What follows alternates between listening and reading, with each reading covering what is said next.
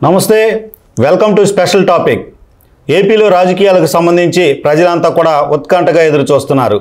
ఏ జిల్లాకు సంబంధించి ఎన్ని సీట్లు ఏ పార్టీకి వస్తాయి, ఏ అభ్యర్థి ఏ పార్టీ తరపున పోటీ చేస్తాడనేటటువంటిది. దీనికి సంబంధించి ప్రస్తుతం ఏదైతే శ్రీకాకుళం జిల్లాకు సంబంధించి చూసుకుంటే కనుక శ్రీకాకుళం లోక్సభ స్థానానికి సంబంధించి బలాబలాలు ఎలా ఉన్నాయి, ఏ పార్టీకి ఎలాంటి బలం ఉంది, అలాగే అక్కడ గతంలో పనిచేసినటువంటి ఎమ్మెల్యేలు కావచ్చు, అలాగే శ్రీకాకుళం స్థానం నుంచి ఎంపీ కావచ్చు, అలాగే ప్రస్తుతం అభ్యర్థులకు సంబంధించి, అలాగే అక్కడ ఉన్నటువంటి సామాజిక వర్గాలకు సంబంధించినటువంటి సమగ్ర సమాచారం అందించడానికి మనతో సిద్ధంగా ఉన్నారు డిఏఆర్ సుబ్రహ్మణ్యం గారు. నవ్యాంధ్ర ఇంటలెక్చువల్ ఫోరంకి సంబంధించి చైర్మన్గా ఉన్నారు. ఇంతవరకు బీసీలు కాకుండా వేరే వాళ్ళు కాలేదు టీడీపీ వచ్చిన తర్వాత. ఇక్కడ పోలినాటి వెలమలు ఎక్కువగా ఉంటారు. వీరి తర్వాత కళింగ, తూర్పు కాపులు ఉంటారు. ఈ నియోజకవర్గం 1952లో 2 మెంబర్ కాన్స్టిట్యువెన్సీ, అంటే ద్విసభ్య నియోజకవర్గం. ఒక జనరల్ అభ్యర్థి ఉంటారు, ఒక రిజర్వ్డ్ అభ్యర్థి ఉంటారు. ఆ 1952 ఎన్నికల్లో మాజీ స్పీకర్, మొదటి మహిళా స్పీకర్ ప్రతిభా భారతి గారి తాతగారు, అంటే ఆమె తల్లి తండ్రి కావలి నారాయణ గారు ఈ 1952లో ఇక్కడి నుంచి గెలిచారు. ఇక్కడ మరొక విశేషం ఏంటంటే ఆయన ఓడించింది ప్రతిభా భారతి గారి పెదనాన్ననే. అంటే ప్రతిభా భారతి గారి పెదనాన్నని ప్రతిభా భారతి గారి తాతగారు ఓడించారు 1952లో. అలాగా ఈ నియోజకవర్గానికి కావలి నారాయణ గారు చాలా సీనియర్ నాయకుడు శ్రీకాకుళం జిల్లాలో.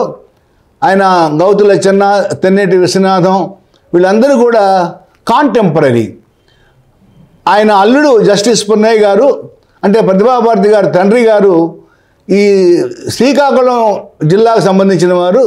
ఆయన 2 సార్లు ఎమ్మెల్యేగా చేశారు. ఆయన జడ్జి కాకముందు 2 సార్లు ఎమ్మెల్యేగా చేశారు. అంటే ఈ ప్రాంతంలో కావలి నారాయణ గారు, కావలి నారాయణ గారి అల్లుడు, ఆయన అన్నయ్య ప్రతిభా భారతి వీళ్ళందరూ కూడా ఇక్కడ చాలాసార్లు ఈ నియోజకవర్గాలకి ప్రాతినిధ్యం వహించడం జరిగింది. 1983లో టీడీపీ ఇక్కడ గెలిచింది. ఇక్కడ గెలిచిన తంగి సూర్యనారాయణ గారు స్పీకర్గా కూడా చేశారు. ఆంధ్రప్రదేశ్ అసెంబ్లీకి ఆయన స్పీకర్గా కూడా చేశారు. అలాగే ఇక్కడ టీడీపీ 6 సార్లు గెలిచింది. కాంగ్రెస్ 2004, 2009లో గెలిచింది. వైసీపీ 2019లో ఒక్కసారే గెలిచింది.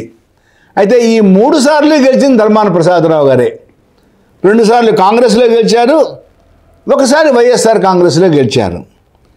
మిగతా 6 సార్లు టీడీపీనే గెలిచింది. 2009లో ధర్మాన ప్రసాదరావు గారు కాంగ్రెస్ పార్టీ తరఫున కేవలం 4500 ఓట్ల మెజారిటీతో మాత్రమే గెలవగలిగారు. ఇక్కడ కారణం, ఇక్కడ ప్రజారాజ్యం పార్టీకి చాలా సిగ్నిఫికెంట్గా ఓట్ బ్యాంక్ ఉంది.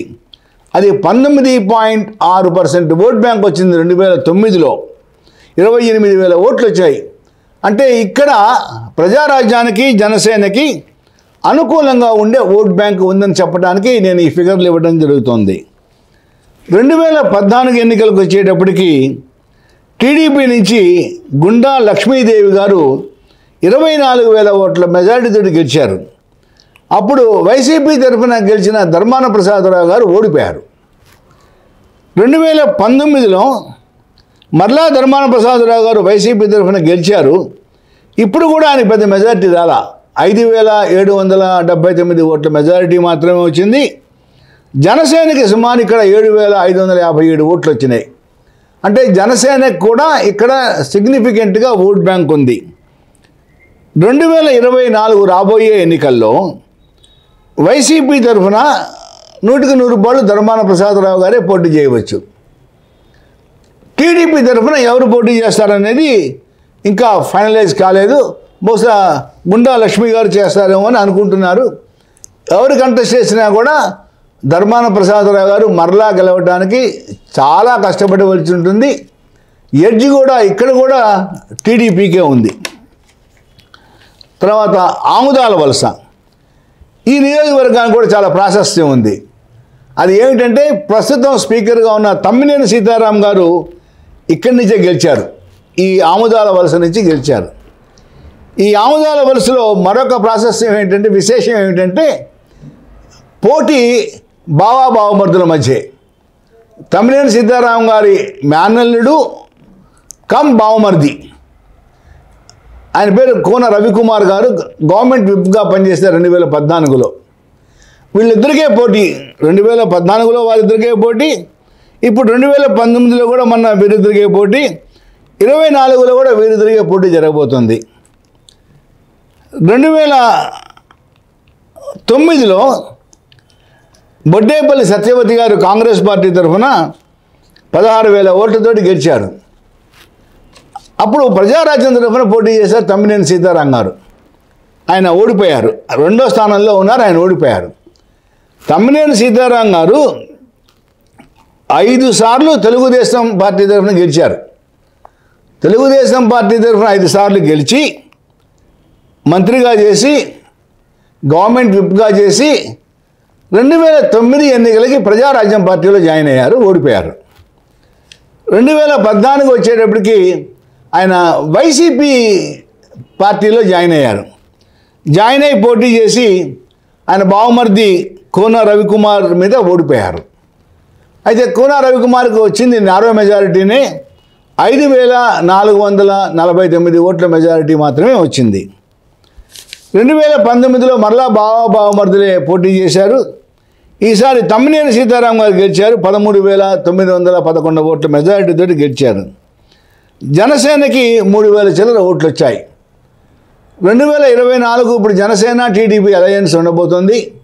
మరలా కోన రవికుమారే పోటీ చేస్తారు. ఇక్కడ తమ్మినేని సీతారాం గారు సిట్టింగ్ ఎమ్మెల్యేగా మరలా ఆయనే పోటీ చేస్తారు. అయితే తమ్మినేని సీతారాం గారు గెలవటం చాలా కష్టం ఇక్కడ ఈ నియోజకవర్గంలో. ఆయన చుట్టూ కూడా చాలా వివాదాలు ఉన్నాయి. ముఖ్యంగా స్పీకర్గా ఉంటూ స్పీకర్గా ప్రవర్తించకుండా సాధారణ శాసనసభ్యుడిగా ప్రవర్తిస్తున్నారు అనే ఒక వివాదం ఆయన మీద నడుస్తోంది. దానికి తోడు వివాదాస్పదమైన ఆయన ప్రకటనలు కూడా ఇస్తూ ఉంటారు. వీటన్నింటి వలన తమ్మినేని సీతారాంకి అక్కడ ప్రతికూలత ఎక్కువగా ఉంటుంది. కోన రవికుమారు చాలా బ్యాలెన్స్డ్గా ఉండే పొలిటీషియను, ఆయన గెలిచేదానికే ఎక్కువ ఆస్కారం ఉంది ఇక్కడ.